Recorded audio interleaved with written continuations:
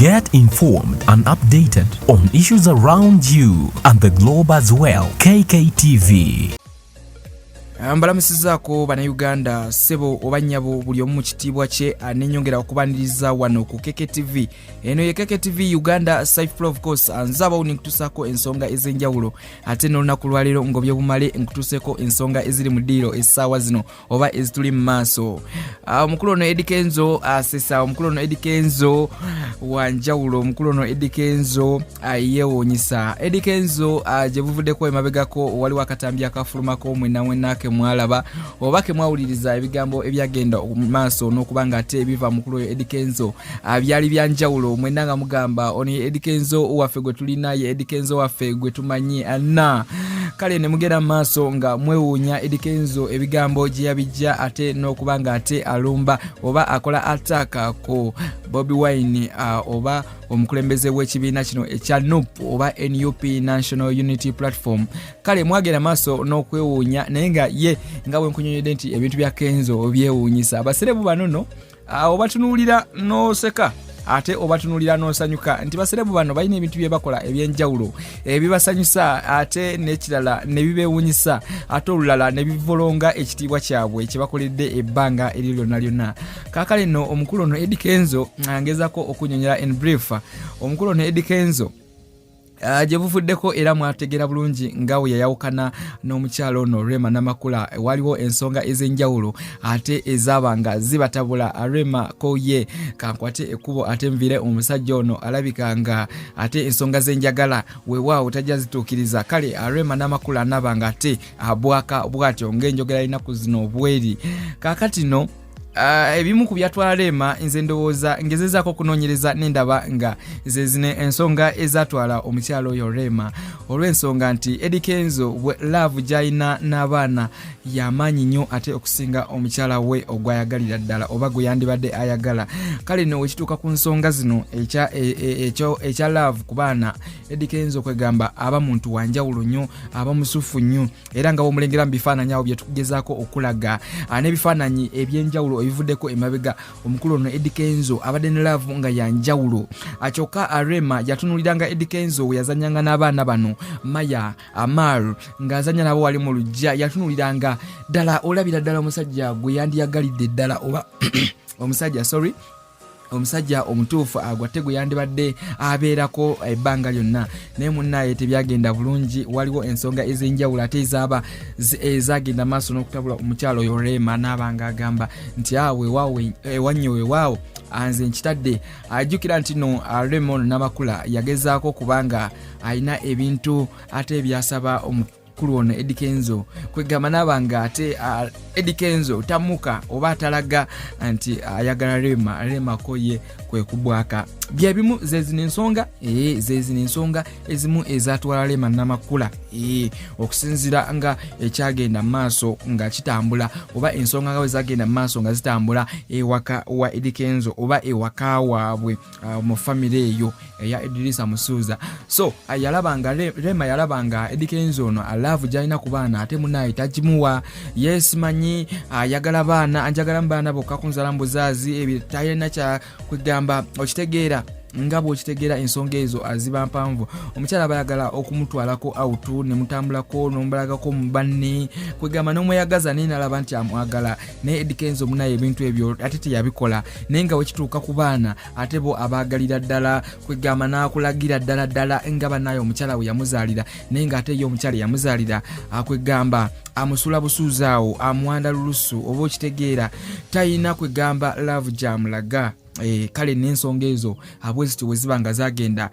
ngwe ali ku KKTV wano Uganda nkutegeeza atukwetera ebyenjawulo bingi tukwetera ensonga nyingi ezifa ku baserebu bo wabula nkutegeeza nti oba oli mupya nyongera okutegeeza nti subscribing bw'oba tosubscribinze muganda wange ali eyo waliwo ebintu bingi byogenda okubanga ate osubwa so subscribing tubenga tugenda fenna ensonga zino tuzikwasaganya fenna nkugamba Safe of course nzabawo wano nekutusako ensonga ezo zonna ate nobanga ozimanya. Kale n'olunaku lwaleero eyo nsonga ebadde mu ddiiro wano era nga yebadde egenda maaso. Eddie Kenzo agenze ku Facebook page ye wali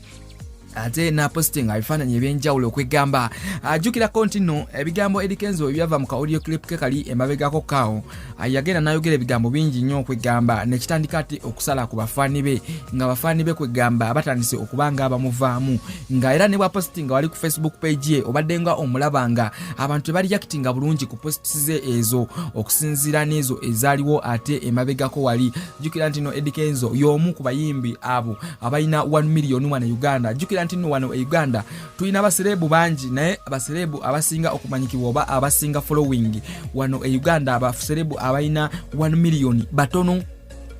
batono wano Uganda osobola okubala abantu nga batano osobola okubala nga batano kuno kwe kuli Anika Nsime oyo comedian nizo butambala nnyo naye kambaleko abayimbi tulinako omuyimbi Bobby Wine aina 1 million plus tulina Eddie Kenzo aina 1 million plus tulina Rema Namakula aina 1 million plus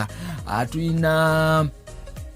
nyono gwe nerabidde nga bwe nkunyonyodde nti tulina abayimbi nga batano wano Uganda ate abalina following eyo oba eya 1 million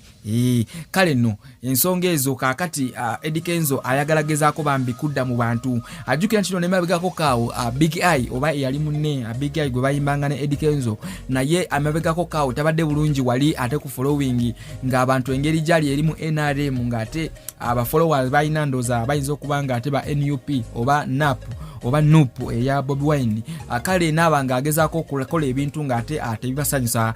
ba followers be oba abawagizi be ne babanga bamweta mwa yensonga lwaki yatuuka ne extent ekubibwa obucupa ku stage yagendanga nga ate bamukuba obucupa nga agamba kiki ne kituuseewo nga ne following yenyini olaba tetambula nga abantu abalina ku page ne nga tebamugoberera tebagala bintu bya posting abamuvuma buvumi kale ekiseera ekyo kyatuusa ate nikibanga kitandise okyuka Big Eye ate nabanga ate munange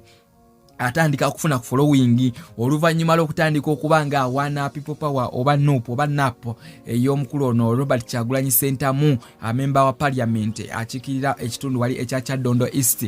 kale no ensonga nezibanga zitandise otambula obulungi era wotunira oba following Big Eye nnaku zino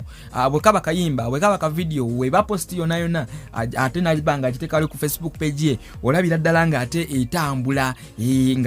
nga post eyo etambulira ddala nga abantu bamuwaana buwanyi ajjukira nnaku zino atrendinzeeko ko wali ku Twitter era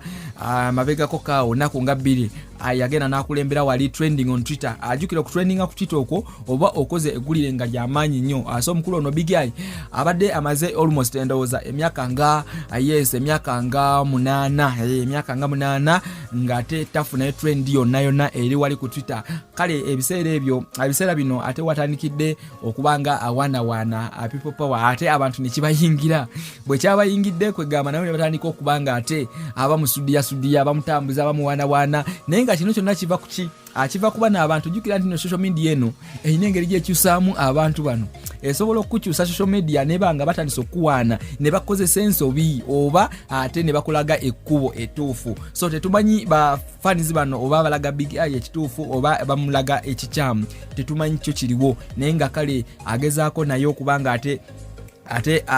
following in nabo okubanga ate agizaako okubanga abatambuza kale no kyekiri ku mukulu ono Eddie Kenzo ne Eddie Kenzo ebigambo biri byafulumya mu ka audio clip kali oba ka phone call era byagezaako kubaako n'engeri gye bitola ku following ye that's why nti ate nnaku zino ayagala komyawo ate bantu abo era n'engeri gyatandise okubakomyawo ngeri yanjawulo nnyo era ogiraba alina obufaananyi bwakuba obw'enjawulo ate kakati following netandika okweyongerako ajjukira nti no Eddie Kenzo abadde asalidde eddala nga post gyakola ekoma mu 1K 2K 3K 4K ng'ekomaawo teyeeyongerayo okuyingira oba 10K nga oli bwe kyali naye bw'ogezaako okugobera Eddie Kenzo right now oba as per now